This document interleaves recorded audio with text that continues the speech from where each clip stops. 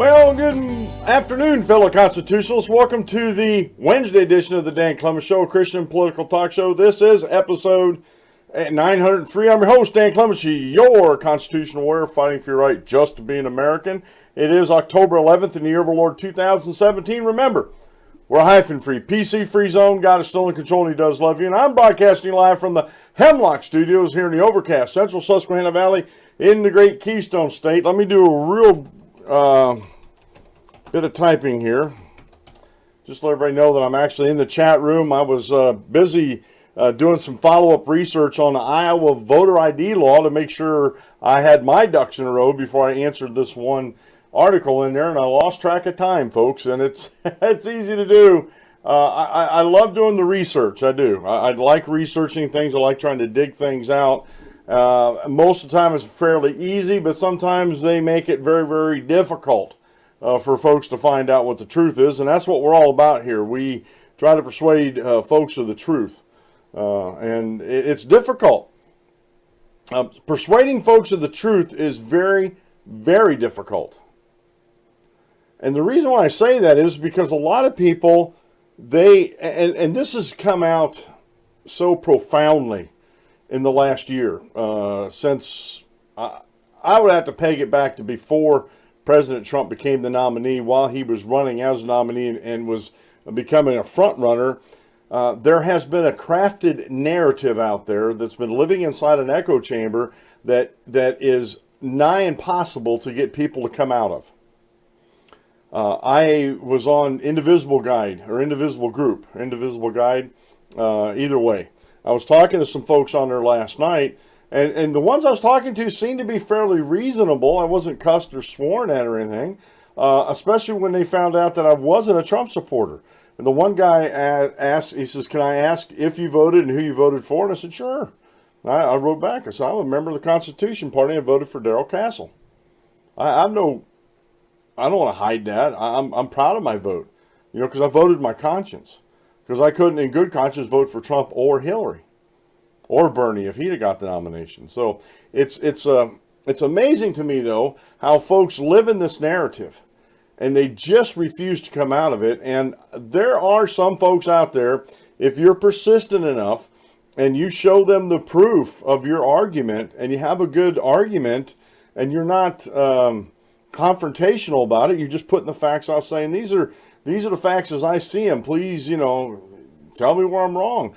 And most of the time, people living in this narrative echo chamber just will not tell you where you're wrong. They'll just continue. It's almost like they're reading off a script, and they don't want to get off script, because if they get off script, they'll be like President Obama, who, when he got off teleprompter, you never knew what was coming out of his mouth, right? And this has been my experience with folks in social media. It really has. And it's saddening. It's not making me insane or mad or anything like that, but it is kind of sad that folks do not want to think for themselves. Have we come to the point in our country, in this great republic, where people have gotten so lazy that they want people to do their thinking for them, that they'll just, if it sounds good, if it fits my narrative, then it has to be true. So that's what we're going to profess, and that's what we're going to proclaim to the world. And even when it's proven to be totally wrong, just like this Russian collusion, every day that goes by, every day, something new seems to come out that exonerates President Trump. And the problem with exoneration is there was never anything there to begin with. It was all made up and fabricated by the DNC, by the anti-freedom folks in this country, and I would have to say probably supported by the establishment Republicans and the establishment in general in Washington, D.C., the swamp. Because President Trump, they can't control him. They can't control him. They can't figure him out. So what have they been trying to do? They've been trying to destroy him with a false narrative. And time again, these false narratives have proven to be just exactly that. They're false. They are false. And no matter how hard they try, bless their little souls, they just don't get there. They have no clue.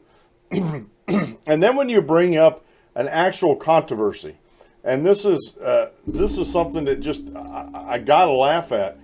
You bring up these controversies and stuff like that actually come out, and there's barely any coverage for them.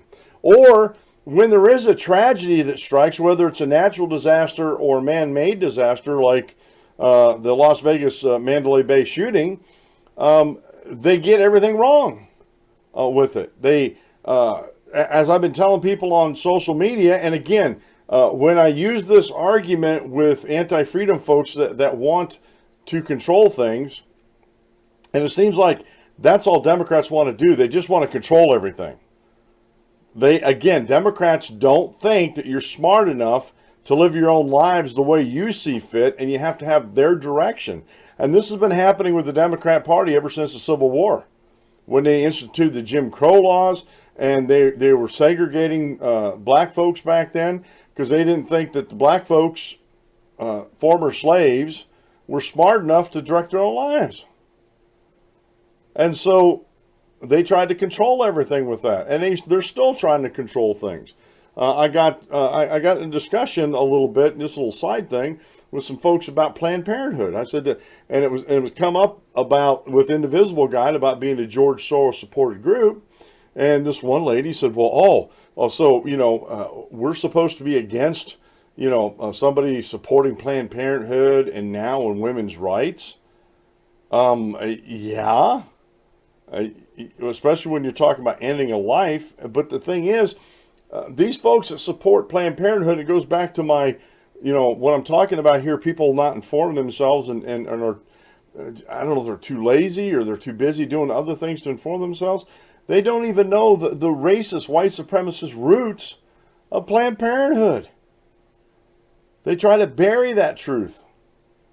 And the fact is, Margaret Sanger was a daughter of the KKK. And she even said that the black race was a weed on humanity. It needed to be exterminated. And where are most of the Planned Parenthood abortion clinics? These slaughterhouses. In low, poverty-stricken areas. Mostly minority. Mostly black. Not all of them, but a lot of them.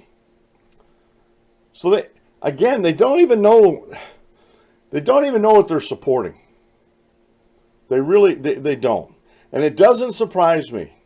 I don't have this in my folder or anything here, because I couldn't find the links to it. One American News Network has a report out about how the satanic worshipers and cults are supporting Planned Parenthood.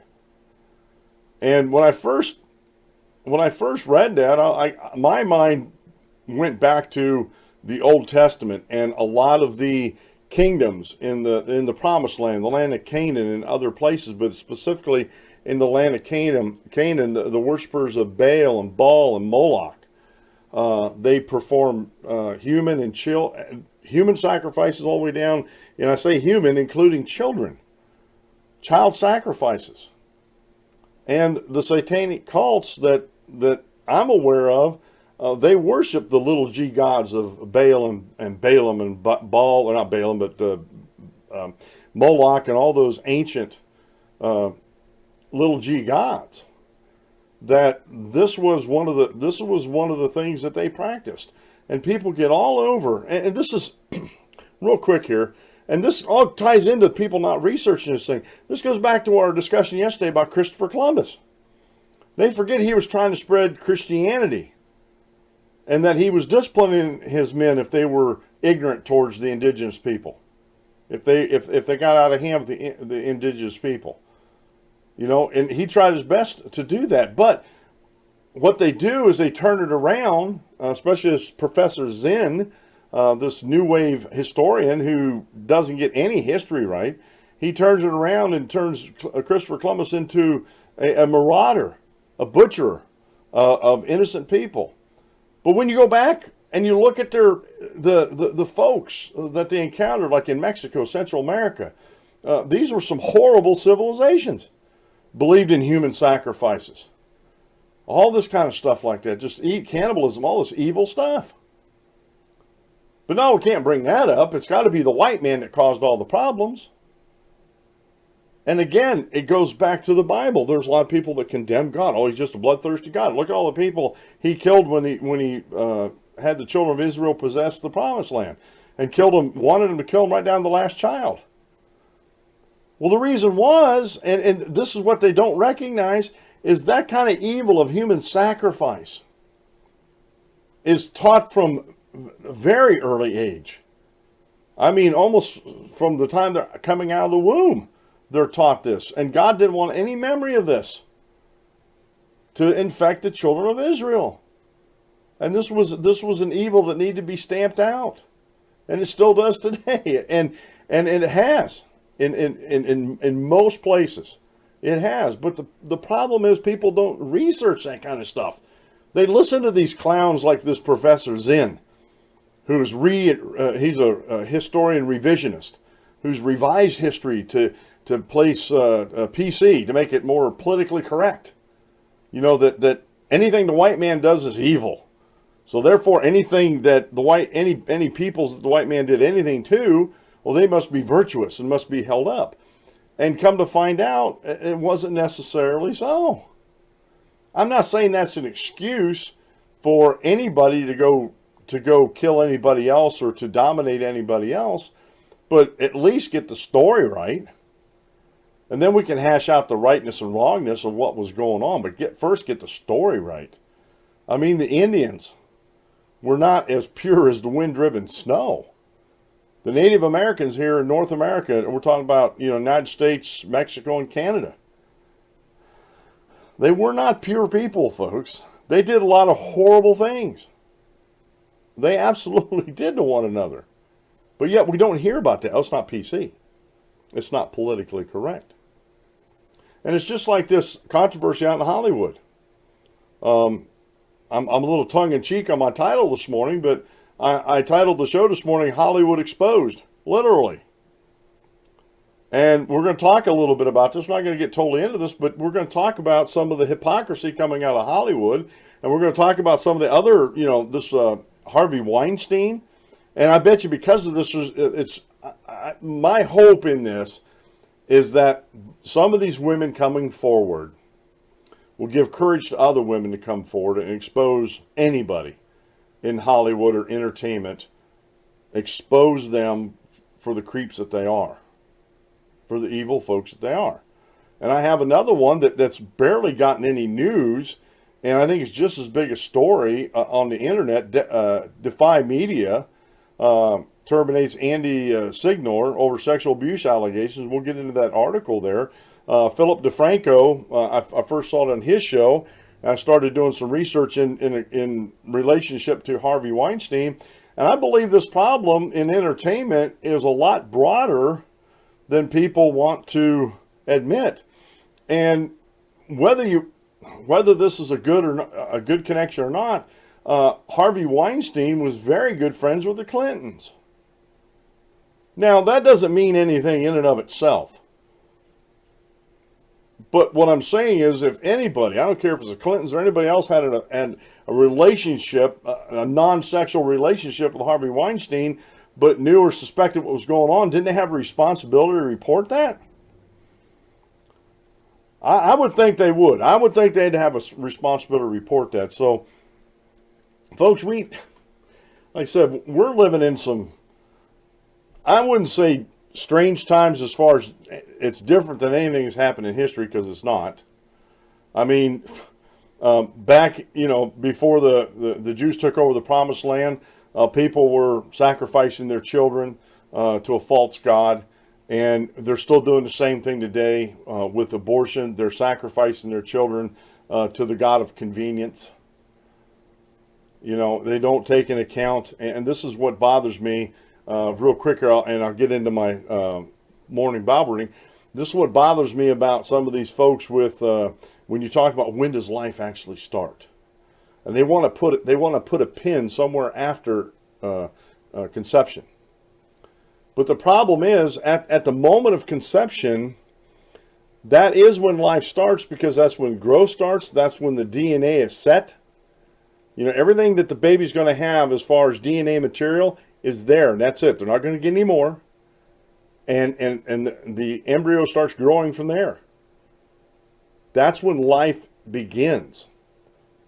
And honestly, if you take an honest scientific look at that, that's the only conclusion you can come away with. But these folks want to warp science and say, no, it's at a different, we can pin it anywhere we want. That's not a child that's in the womb. That's not another life. Because if they would admit that, then they would have to admit that, yes, it may be the woman's body, but there is another human being inside her that deserves just as much a chance at life that the mother does. That's what they'd have to admit, and they don't ever want to admit that. That's not part of their narrative. It's not within inside their echo chamber, because if they admit that, then they'd have to admit a lot of other things in their life are actually wrong or backwards. At least their thinking and opinions and stuff like that. So, look, folks, I have a web presence. I've had a web presence for years. I've had it since 2008.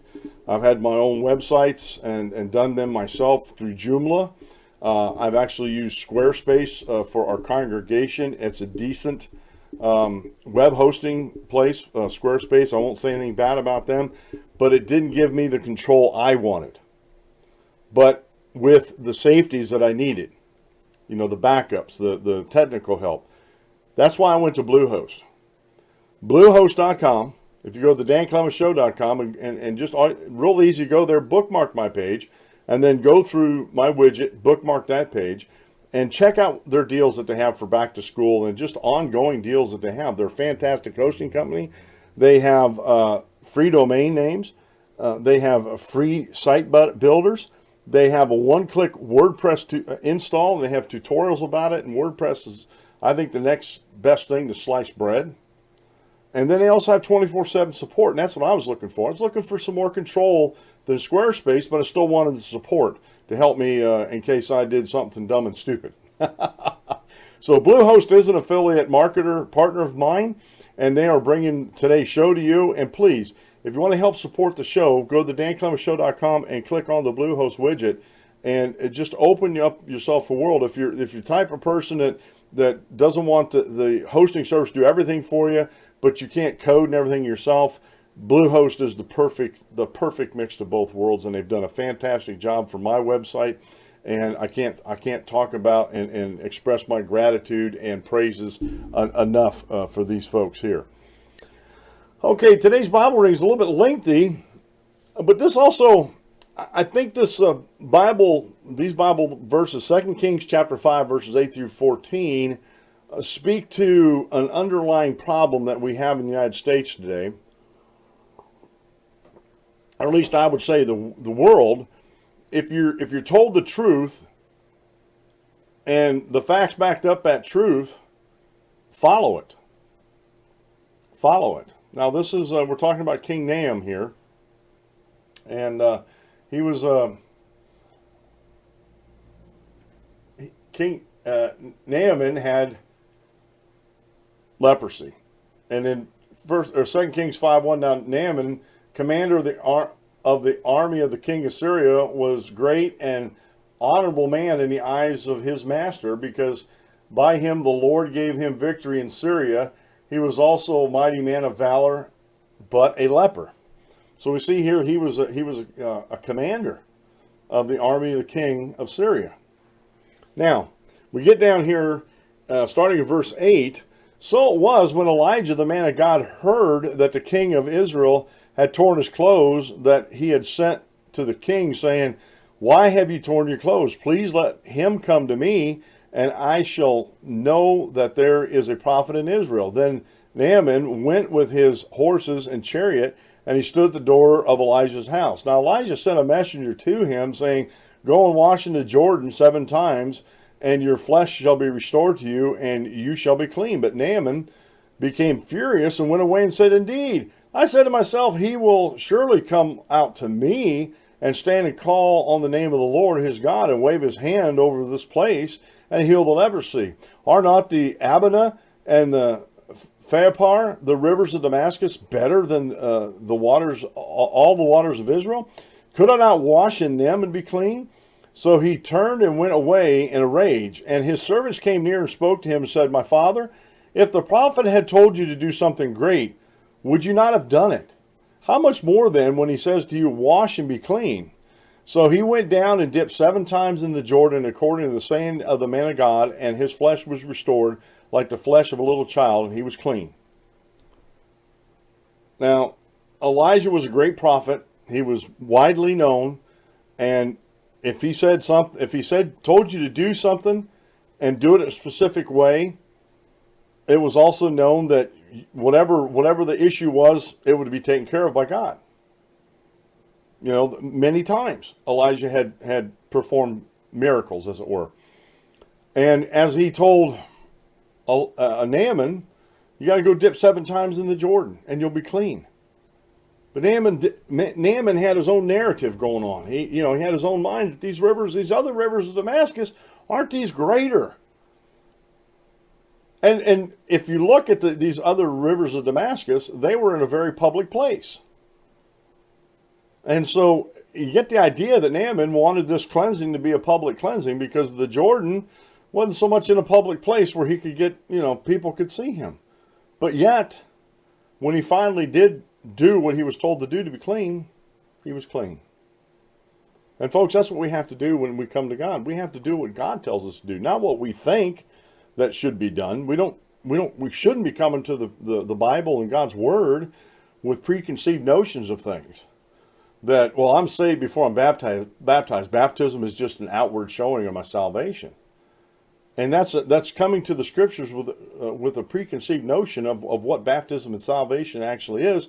And I'll get to the quote meal in a second, and this ties into today's short Bible lesson by Wes McAdams over at radicallychristian.com. Is baptism because I'm baptized because I'm already saved, or is baptism for the forgiveness of sins? That I need to be baptized in order to be forgiven of my sins? And this, folks, is a question that rears its head every now and then and has to be debated and discussed and talked about. Wes does a very good job in here, and what I'm trying to tell you is that God tells us through His Word what we need to do to be saved. And yet mankind has chosen to turn their back on God's authority and say, well, we think it should be this way. We think it should be this way. And the Bible doesn't support their positions. Today's quote mail comes from J. Holmes. Faith enables us to move through the storms carrying our calm with us. Faith is the substance of things hoped for, the evidence of things not seen. Hebrews 11:1. Faith is not an ethereal ideology. Faith is not something that it just falls on you and it's mystical and everything. Faith is the substance of things hoped for, the evidence of things not seen. The reason why I can have faith in God and His promises when He says He's going to do something is because He's proven that He is trustworthy. And when He says He's going to do something, and especially when He says He's going to do something in a specific way, it is done exactly in that way, and it gets done, period. God has proven Himself faithful to us, and that's the evidence we have that we can have faith in God. And that faith allows us to carry the calm of knowing that God holds tomorrow in His hand, that God holds me in His hand, as long as I'm a faithful Christian. It's very, very important to understand that stuff, folks. Now, this isn't anything new, and I have an article here from Michelle Malkin that was put in the New York Post, but it was written back on May 7th of 2014. Coffee's good this morning, folks. It's really good this morning.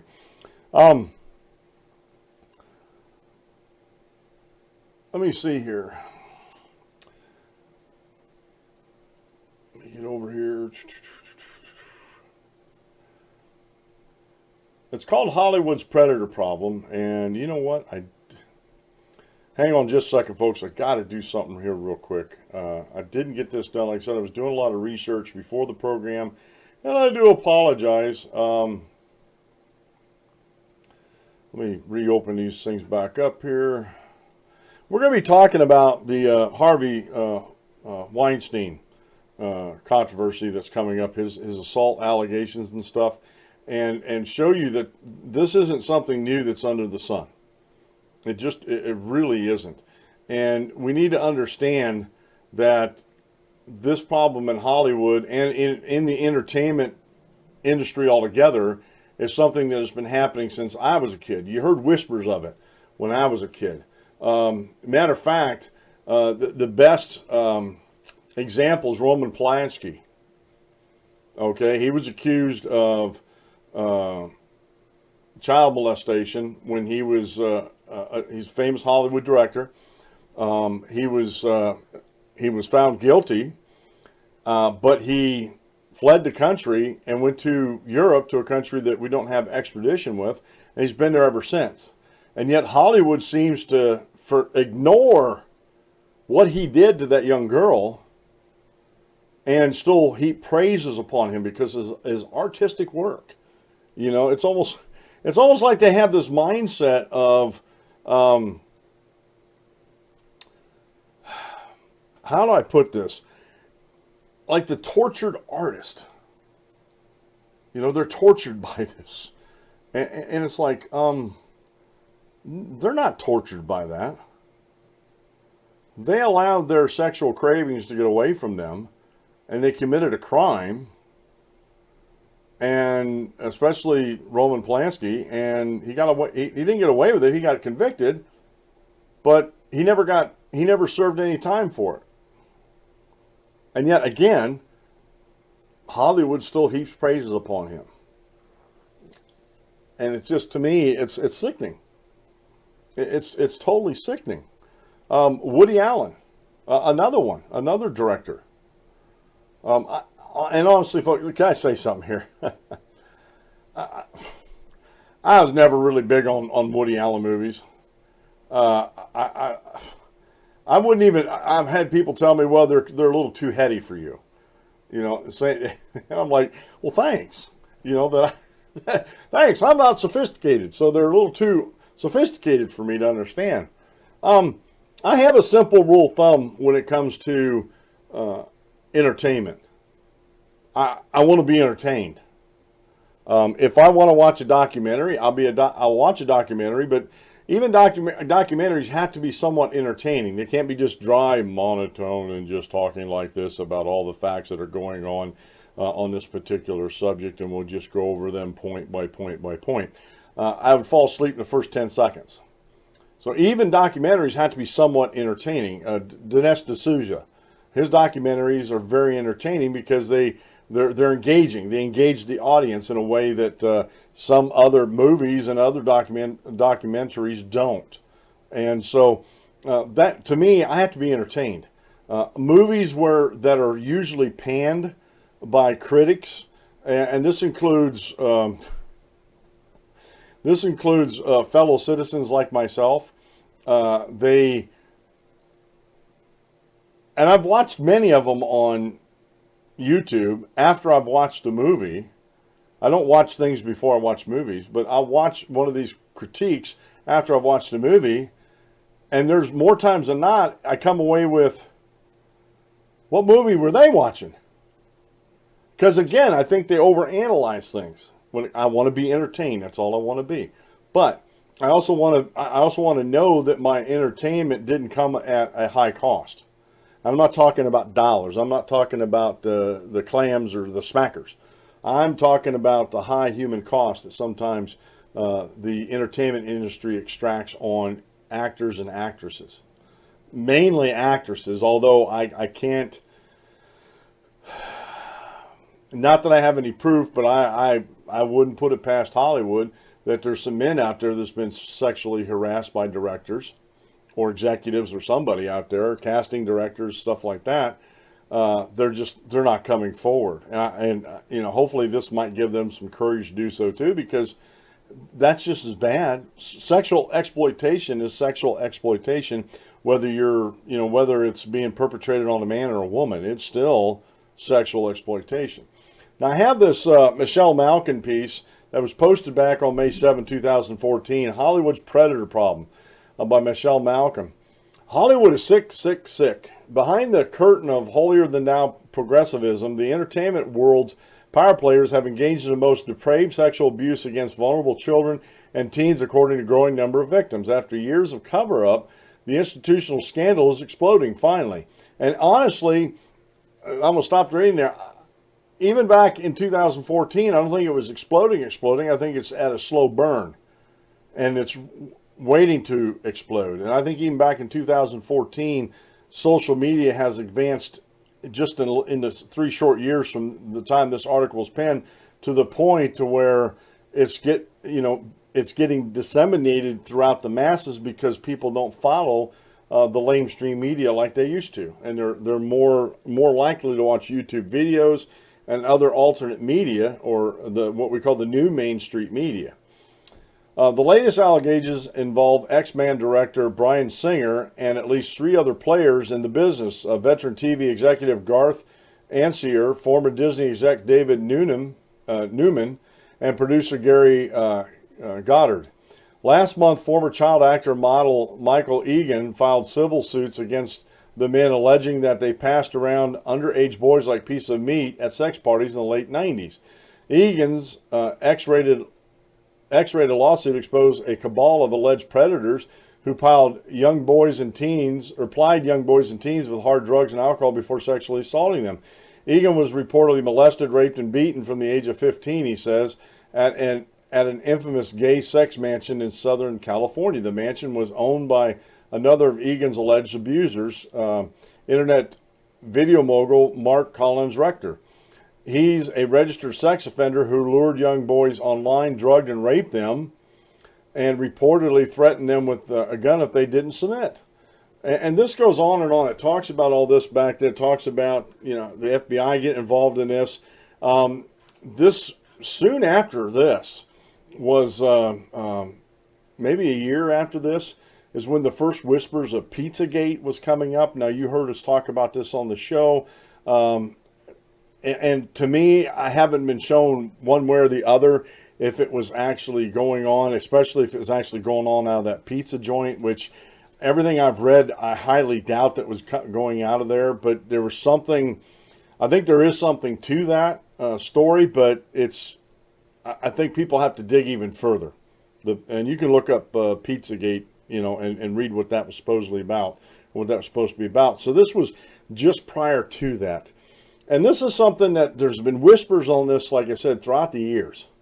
Like I said, I go back to the Roman Polanski days, and it's probably been going on even before then.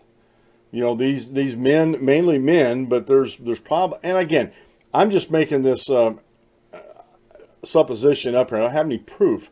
I can't believe it's only just the men, although that's where the vast majority of it seems to be. I can't believe, unless I'm proven wrong, that there wasn't some female executives in on this too. But we're not talking about them. I don't have any proof. I don't have any stories. If you do, shoot me a line. Go over to danclementsshow.com and click on the contact page and give me your sources. You got to cite your sources, and I'll check them out. But I just haven't heard. It's mostly men that I've heard. So we see here where this problem's been going on for a long time. And I remember when this happened way back when, 2014 doesn't seem all too long ago. But again, this happens in Hollywood, movies, TV, fashion. There was a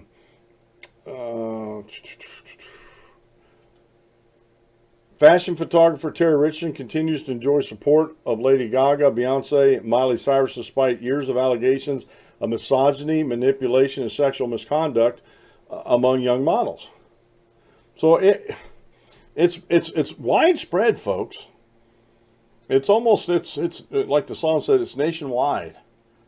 And this is an issue in our country. And this is something that needs to be addressed. And these folks, even though they're high powered, powerful, Hollywood execs, you know what? Harvey Weinstein, unless he's real weird, he puts his pants on just like anybody else does, one leg at a time. Unless you're like some of my friends that say they put them on both legs at a time. I've seen videos. I think Dave actually shared it with me. These guys that were jumping into their pants 2 legs at a time. I stand corrected. But the vast majority of us, not all of us, the vast majority of us either sit on a chair or on the side of our bed and we put our pants on 1 leg at a time. I do. So what I'm trying to say is Harvey Weinstein, as far as being important and powerful and stuff like that, he may be, but he's still just a man, and he should be held accountable. It doesn't matter what his position is. It's just like a president of the United States. If they do something wrong, like Bill Clinton, he wasn't really held accountable. Yes, he lost he was disbarred and everything, but he wasn't held accountable for his misconducts and misdeeds in Congress. Yes, he was impeached, but the Senate didn't go on to remove him from office, which they should have. That, to me, was kabuki theater there.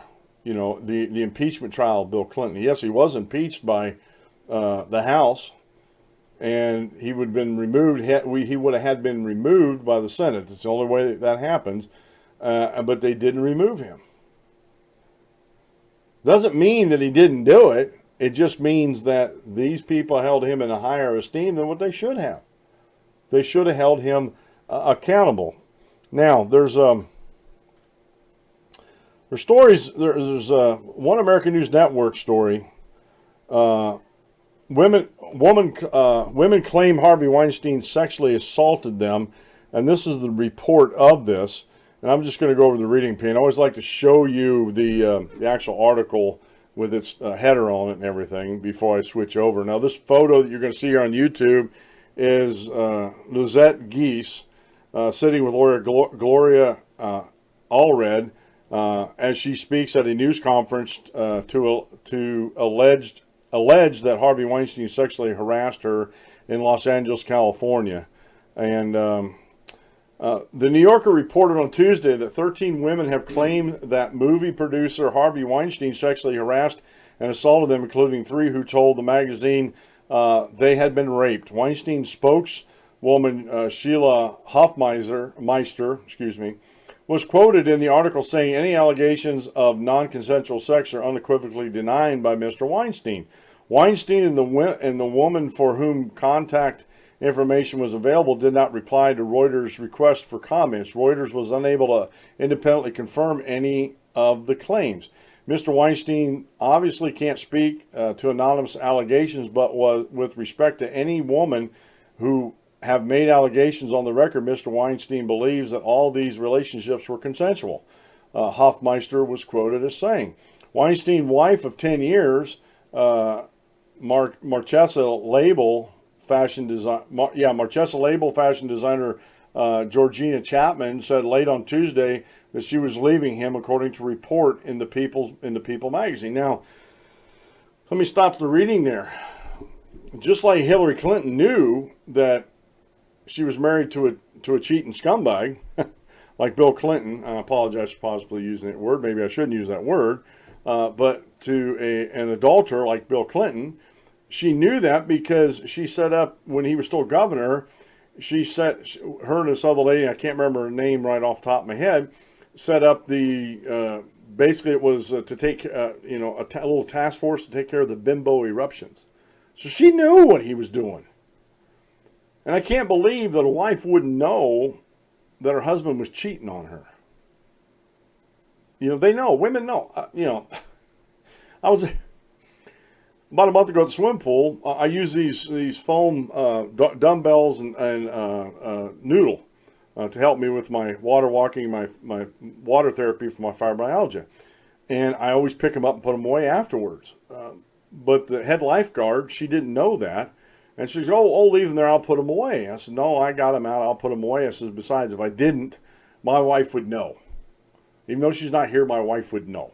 Women know things. They have this thing called women's intuition. They know things.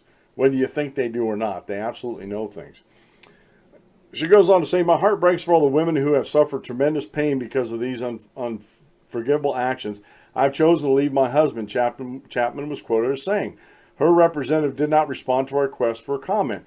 The New York City Police Department and Manhattan District Attorney's Office said in separate statements on Tuesday that Weinstein was investigated in 2015 over an allegation that he sexually abused one of the women who was named in the article. The District Attorney's Office said that there was insufficient evidence to charge him. Separately, the New York Times reported on Tuesday that actress Gwyneth Paltrow said she was sexually harassed by Weinstein more than 20 years ago, and that Angelina Jolie said she had a bad experience with Harvey Weinstein in my youth, and as a result, could never work with him again. Jolie and Paltrow did not reply to requests for comment. The New Yorker reported that Italian actress Ambra Battaglia Gutierrez went to police in 2015 claiming that Weinstein said had sexually assaulted her. She was asked by police to arrange another meeting with Weinstein during which she could wear a recorder device, the New Yorker reported. Manhattan Chief Assistant District Attorney Kevin Friedman Angefilio, sorry about that, folks, said on Tuesday, referring to The Wire, while the recording is horrifying to listen to, what emerged from the audio was insufficient to prove a crime under New York law. Actress Gutierrez could not be reached for comment. The New York Times published an article last week in which it was alleged that Weinstein had sexually harassed several women over 30 years. After a statement in which Weinstein apologized for his behavior, his attorney Charles J. Harder said the newspaper story was defamatory because it relied on mostly hearsay accounts and a faulty report. Weinstein, one of the most powerful men in Hollywood who produced and distributed movies like Shakespeare in Love and Chicago, was fired over the weekend from his job as co-chairman at the Weinstein Company.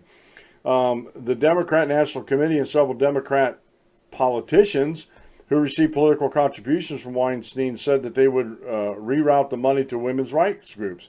On Tuesday, former Democrat presidential candidate Hillary Clinton said she was shocked and appalled at the reports about Weinstein. She did not mention any contribution, but said the behavior described cannot be tolerated. Oh, really? And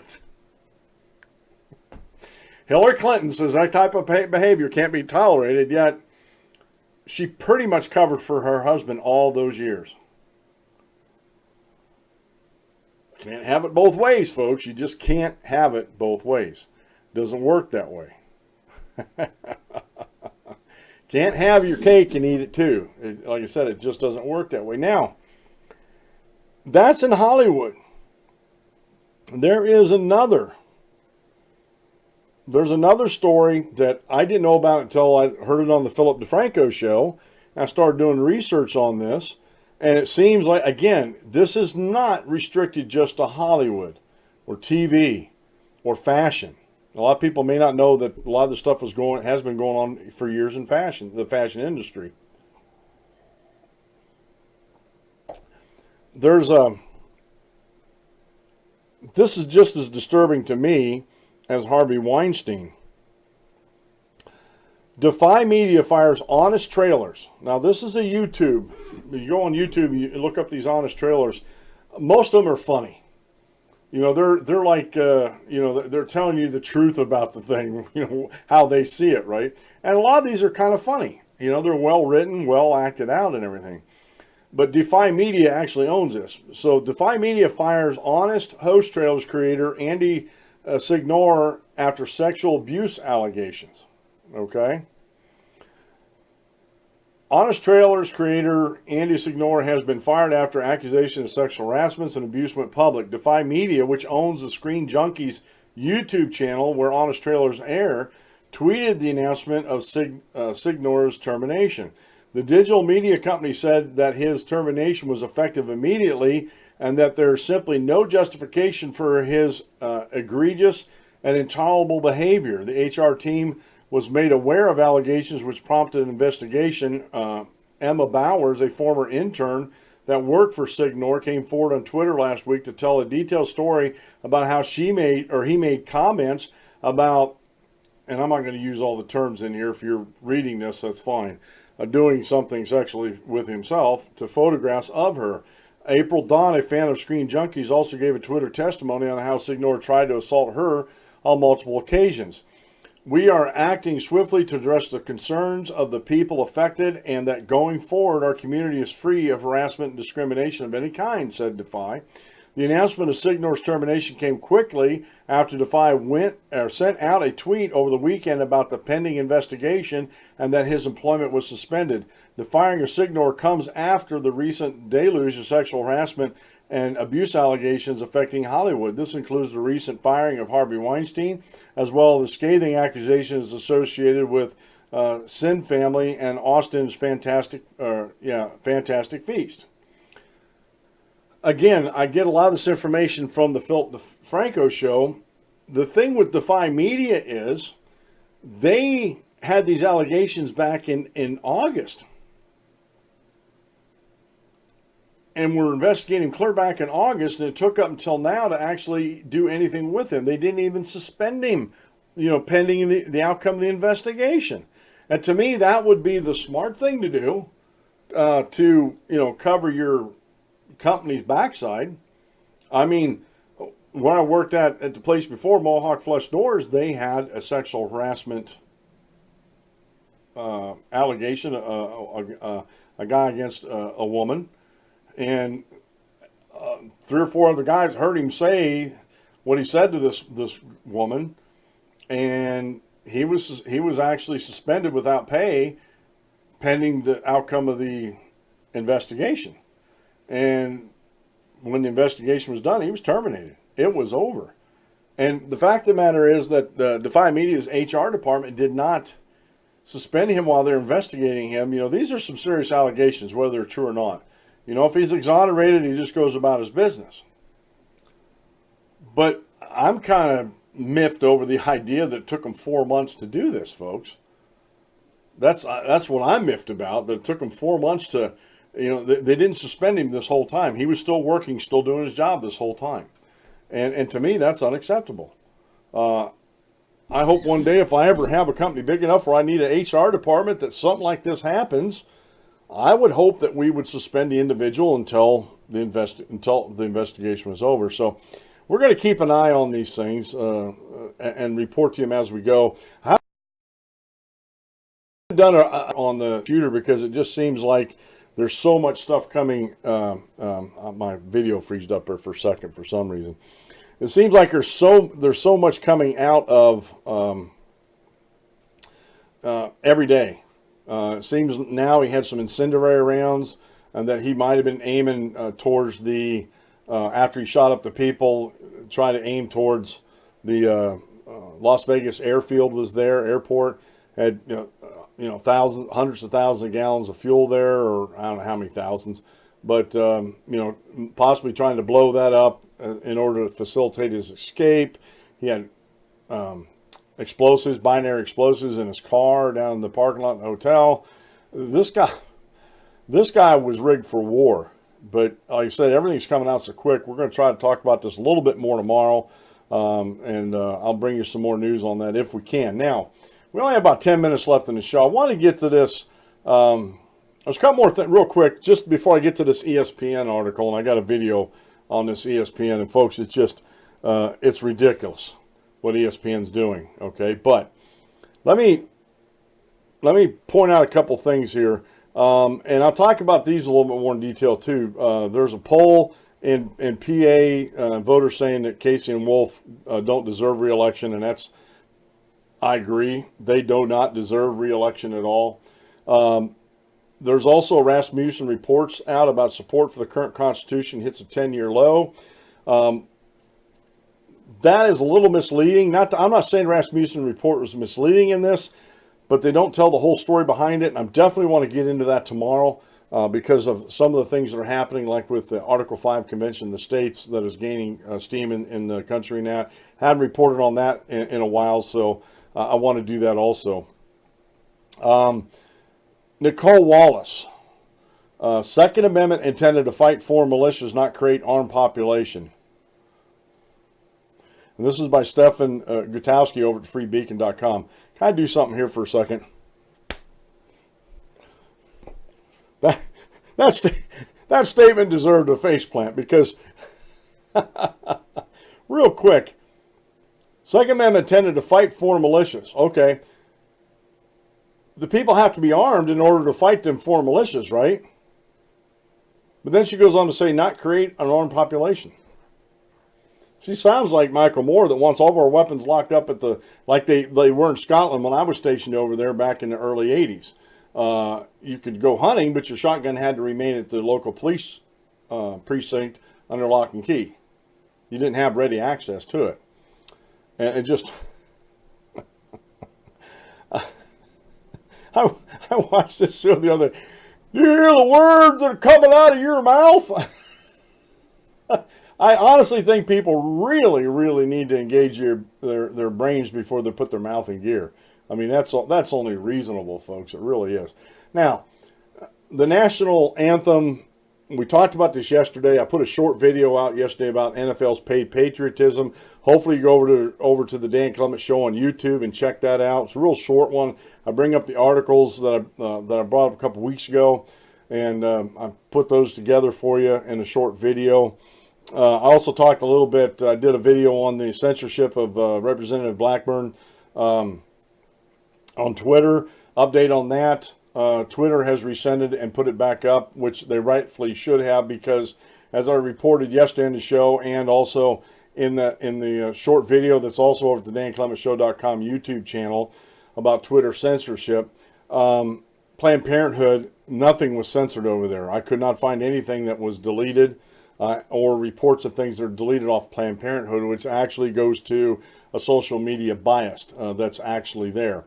And again, to me, this bias, it is so out there, and it's something that's real. And the problem is, more and more people are understanding it and actually exposing it. The mainstream media isn't going to expose this bias because it leads into their agenda and their narrative. It lends to it. It has to be up to folks like me and other folks that create content like this, that commentate on it, that want to get the truth and the facts out, to actually put these facts out. It was ridiculous. It was ridiculous that Twitter would actually do that. And I said this again yesterday. A lot of people, oh, these are private companies, they can do whatever they want. Yes, up to a certain point. But their base model is based on freedom of speech. And they actually make, Twitter makes money, YouTube makes money, Facebook makes money, Google makes money off of YouTube. They make money off of content creators or people that post things because they sell advertising on that. Whether the creators on YouTube get monetized or not, YouTube is using those hits as selling points to their advertisers, which I think that's wrong too. If they're not going to monetize videos, they shouldn't be able to use the analytics off of that video. But getting back to my point, these companies are predicated on the First Amendment, on people's ability to have freedom of speech. And so no, I don't think they have a foot to stand on because of the model and the principles they're basing their social medias on. Honestly, folks, it's a double standard. You can't have it both ways. You cannot have it both ways. Now, ESPN's Wilburn compares Jerry Jones to a slave owner for requiring players stand during the national anthem. And folks, this is funny. This guy, it's hilarious when I hear these guys. It's hilarious and sad at the same time. So let me get this set up, and we'll get right over to this.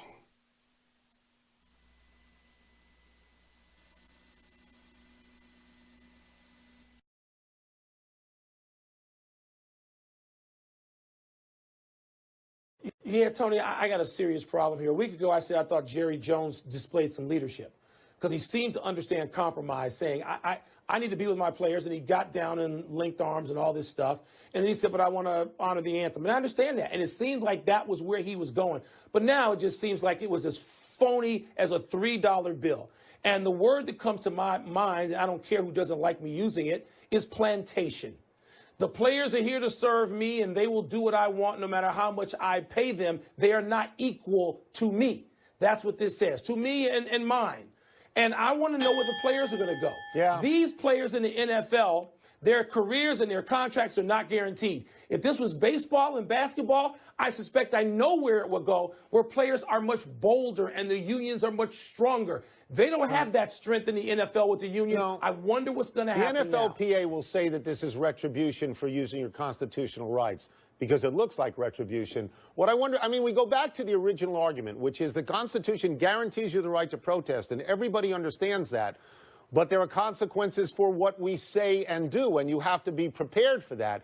It is conceivable that this could lead to a boycott by the players of a certain game. It's conceivable, or it can be diffused less so completely. in the NFL than other Yeah, leagues. I just think that Jerry Jones, I think he has the right to do this. So we'll see. Miami.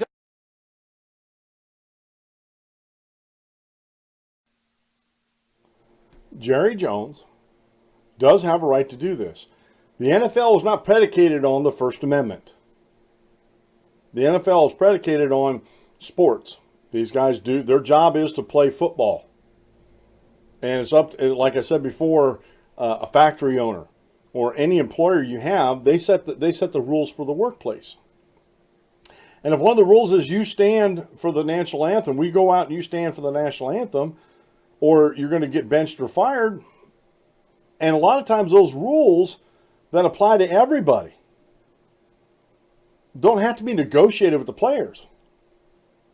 You see what I'm saying? But the point I want to make out is Mr. Wilburn was using that term plantation. I don't care who doesn't like me using this plantation. They're trying to bring slavery back into this. He's equating what Jerry Jones is doing to a slave owner. Nobody is forcing these players to play in the NFL. Nobody. And to equate that protest and what Jerry Jones and the NFL is doing to make them stand, equate that to slavery is ridiculous. And this is what happens on ESPN. I'm sorry, that's a sports network. You want to talk politics? Take it somewhere else, or make a program on ESPN that just talks about the political aspects in football. But every single show, it seems like they're talking about politics. And Mr. Wilburn is totally ignorant when he talks about this. There isn't slavery in modern day America. And there isn't a player on that field out there that was ever a slave. Period. And there's not a single NFL owner out there that was ever a slave owner. And to equate the two is just intellectually dishonest, folks. It really is. And I'm sorry I got worked up a little bit over that. It does. It's just ridiculous how some of these anti-freedom folks out there are treating this whole situation and just blowing everything out of proportion and conflating it with something it shouldn't be conflated with. That's the music, folks. This has been the Dan Clements Show. I'm your host, Dan Clements, your constitutional warrior member. If you aim at nothing, you hit it every time. Have a great rest of the day, folks, and God bless, and we'll see you tomorrow.